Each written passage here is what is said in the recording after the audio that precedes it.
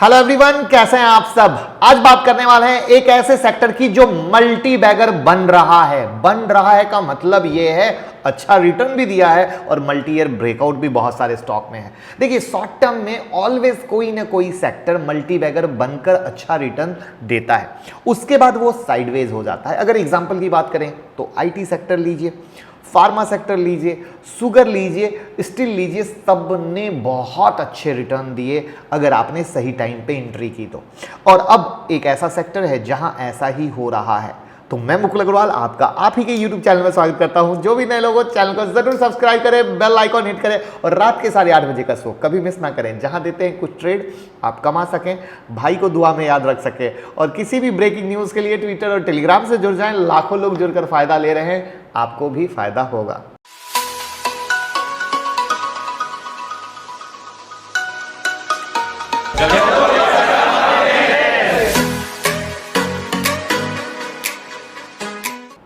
देखिए, इन सब चीज़ों को देखने के लिए हमें क्वार्टर शेयर होल्डिंग देखनी चाहिए। तो अभी जो जून क्वार्टर के शेयर होल्डिंग है वहाँ पे बाय सेल ट्रेंड को देखते हुए ऐसा लग रहा है कि टेक्सटाइल सेक्टर में डायमंड की तलाश हो रही है और काफ़ी टेक्सटाइल सेक्टर में पैसा लगाया जा रहा है। कोरोना में बिग हिट मिला इस सेक्टर को, बट उसके बाद रिकवरी बहुत ज़बरदस्त है। टेक्सटाइल प्रोडक्ट में डिमांड की कहानी ये है कि सिर्फ डोमेस्टिक मार्केट से डिमांड नहीं आ रही है, फॉरेन मार्केट से भी जबरदस्त डिमांड आ रही है, जबरदस्त। बहुत सारे स्टॉक काफ़ी ब्लास्ट हुए हैं। तो काफ़ी नए लोग जो मुझे देख रहे होंगे, पहली बार सुन रहे होंगे, वो कहेंगे अग्रवाल जी स्टॉक के ब्लास्ट होने के बाद वीडियो बनाते हैं। बिल्कुल ऐसा नहीं है मेरे दोस्त। एक्चुअली आप मेरे से पहली बार जुड़ रहे हैं या मेरी वीडियो को महीने 2 महीने से देख रहे हैं, इसीलिए ऐसा है। उनसे मैं कहूँगा, मैंने आज वीडियो नहीं बनाई, आप नया फॉलो कर रहे हैं, आपको आज की वीडियो में भी हम प्रॉपर प्रूफ देंगे कि किस तरीके से टेक्सटाइल सेक्टर को भी हमने पहले से पकड़ा हुआ है। अब इंडिया के जो टॉप इन्वेस्टर हैं उन्होंने भी टेक्सटाइल कंपनी में अपने स्टेक को या तो लिया है या बढ़ाया है, ध्यान से समझिएगा। और इस ड्यूरिंग द क्वार्टर में अगर हम बात करें तो सुनील सिंघानिया जी ने रूपा एंड कंपनी में, DCM श्रीराम इंडस्ट्री में और सियाराम मिल्क्स में अपनी पोजीशन ली।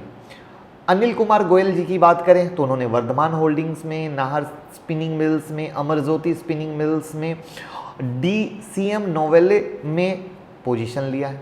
अगर डॉली खन्ना जी की बात करें तो नितिन स्पिनर्स, RSWM और दीपक स्पिनर्स में उन्होंने पोजीशन ली है। यहाँ पर एक सबसे ध्यान देने वाली बात यह है कि सिर्फ बड़े नाम ही नहीं हैं, इंस्टीट्यूशनल इन्वेस्टर और रिटेल इन्वेस्टर भी काफ़ी अच्छी क्वांटिटी में अपनी पोजीशन को बनाए हैं एज पर डेटा। अब यहाँ पर मैं अपनी बात लास्ट में करूँगा। एनालिस्ट लगातार टेक्सटाइल सेक्टर में बुलिश हैं और टेक्सटाइल सेक्टर की उम्मीद ये की जा रही है कि वो 2020 से 2022 जो फ्रेम है वहाँ पर एक 20% का ग्रोथ का उम्मीद किया जा रहा है। Domestic textile market, apparel market का जो वर्थ है $106 बिलियन का 2019-20 में था, जहां पर अगर ग्रोथ की बात करें तो 12% CAGR से 2025-26 तक $220 बिलियन तक पहुंचने की संभावना है। यहां पर जो मॉडर्न टेक्नोलॉजी ली जा रही है उससे इंडिया में मैन्युफैक्चरिंग कॉस्ट अब काफ़ी कॉम्पिटिटिव हो चुकी है। चाइना +1 स्ट्रैटेजी से डिमांड काफ़ी अच्छी आ रही है इंडिया में ग्लोबल मार्केट से। अगर लास्ट 6 मंथ की बात करें यानी जैन से 2021 की, तो इंडिया टेक्सटाइल का जो एक्सपोर्ट है US में 46.4% बढ़ा है। इसी से आप समझ सकते हैं कितनी तगड़े तरीके से इंडिया का मार्केट बढ़ा है और ग्लोबल वालों को चाइना की जगह इंडिया एक अच्छा हब दिखता नजर आ रहा है। इंडिया का जो टेक्सटाइल और अपैरल एक्सपोर्ट्स है वो उम्मीद की जा रही है कि 2024-25 तक 300 बिलियन तक टच कर सकती है। यहाँ पर जो सबसे अच्छा फायदा मिल रहा है, गवर्नमेंट की सपोर्टिव पॉलिसी बहुत हेल्प कर रही है। जो गवर्नमेंट की इनोवेटिव स्कीम आ रही है जैसे कि textile park, creation of a world class infrastructure जिससे लार्ज इन्वेस्टमेंट आ सके बाहर से भी, तो ये वो चीज़ें हैं जो मिलकर बहुत ही ज़्यादा हेल्प कर रही हैं। बट एक चीज़ जो बिगनर हैं, जो मार्केट में नए आ रहे हैं, उस पे को पहले मैं समझा दूं, क्योंकि स्टॉक का नाम सब सुनने को तरस रहे होंगे और वो कह रहे होंगे ये सब बातें छोड़िए, सीधा स्टॉक का नाम बताइए, मैं कल ले लेता हूं। एक चीज हमेशा समझिए, यहां पे कहीं पे भी कोई भी डेटा फैक्ट क्या रातों रात कुछ बता रहा है? ये सारे डेटा फैक्ट एक आने वाले वक्त की बात कर रहे हैं, जहां पे नेक्स्ट 3 to 4 ईयर्स में आप एक अच्छा रिटर्न देख सकते हो। सरकार भी जिस तरीके से कोशिश कर रही है, जो चीज़ें देने की कोशिश कर रही है, जहां पे उम्मीद कर रही है बाहर से पैसे आएंगे, वो सब अगेन अगले 4 से 5 साल की कहानी है। यानी इन्वेस्टर भी अभी एंट्री किए हैं, तो इन्वेस्टर भी जो अभी एंट्री किए हैं उस एंट्री के हिसाब से अगर आप देखिए तो वो अगेन एक अच्छा इन्वेस्टमेंट आगे आने वाले समय में देखकर चल रहे हैं। वहां पर कोई भी जब इन्वेस्टमेंट होती है तो एक सिंपल सी चीज होती है कि भैया मार्केट टॉप में है, अगर 25-30% करेक्ट भी कर गया, 25-30% करेक्शन भी आ गया तो मुझे कोई दिक्कत नहीं है, मुझे कोई परेशानी नहीं है, मेरे को कोई समस्या नहीं। क्योंकि मैक्सिमम मैं देखता हूं कि लोग सिर्फ, चूंकि मार्केट में लगातार रैली चल रही है, लोग इन चीज़ों को डिटेल में समझने की कोशिश नहीं करते, स्टॉक ले लेते हैं, दूसरे दिन गिर जाता है, वो परेशान हो जाते हैं। यहाँ पे हमें सबसे ज़्यादा समझने की ज़रूरत है कि क्या हम लेते समय हमारा माइंड इतना शार्प और क्लियर है कि अगर बाय द वे मार्केट में करेक्शन आती है तो मैं एक रियल इन्वेस्टर हूँ और रियल इन्वेस्टर की सोच से ऐसे स्टॉक को अपने पोर्टफोलियो में डाल रहा हूँ। ये है सबसे बड़ा सवाल जो आपको पूछना है। अब 9 जुलाई को भी मैंने टेक्सटाइल सेक्टर पे वीडियो बनाई थी जिसमें कुछ स्टॉक आपको दिलाए थे, जिसमें से अगर हम बात करें वर्धमान टेक्सटाइल की, तो वर्धमान टेक्सटाइल आप देख लीजिए, रात के 8:30 बजे के शो में भी 1455 के ऊपर दिलाया था और टेक्सटाइल की जो वीडियो बनाई थी वहां पे भी, और अभी तक देखा जाए तो 2009 का हाई मार चुका है, मोटा मोटी 500 रुपीज़ का रिटर्न दे चुका है। अब ये तो एक शॉर्ट टर्म की कहानी है, अब और भी स्टॉक हैं, बट यहाँ पे समझने की 2-3 चीज़ें। अगर आप इन्वेस्टर हैं तो इन तरह की रैली से कोई मतलब ही नहीं आता, क्योंकि आपका विजन दूर का है। अगर आप शॉर्ट टर्म वाले हैं तो सिंपल सी कहानी आती है, ट्रेलिंग स्टॉप लॉस आपको खेलना चाहिए जो आपको सही दिशा में लेके जाएगा।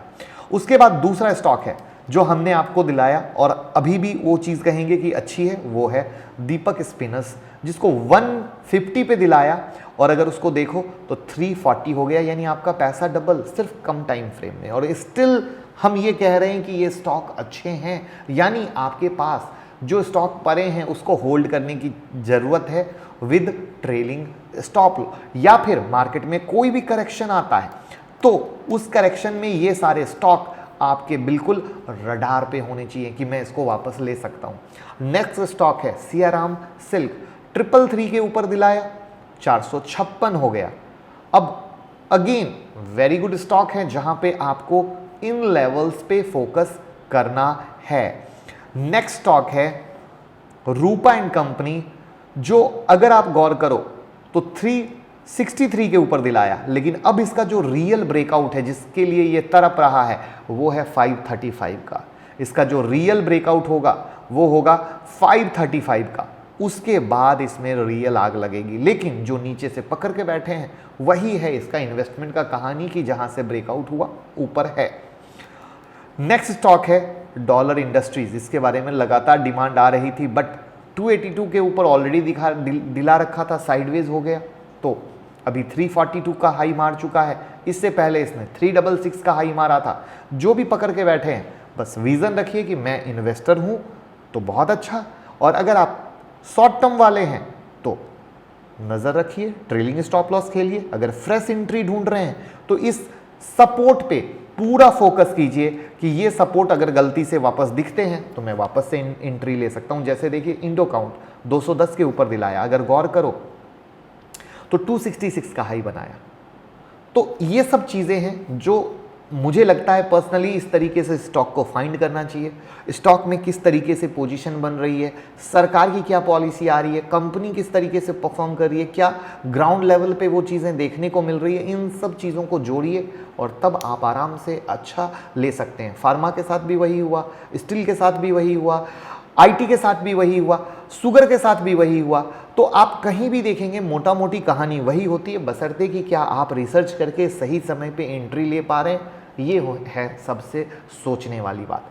हम तो भाई वाली कोशिश करके आपको सही टाइम पे, चाहे आईटी हो, फार्मा हो, शुगर हो, स्टील हो या टेक्सटाइल हो, एंट्री करवा रहे हैं। चाहे ब्रोकिंग हो, आपको ब्रोकिंग की भी स्पेशल वीडियो बना के एंट्री करवाई थी।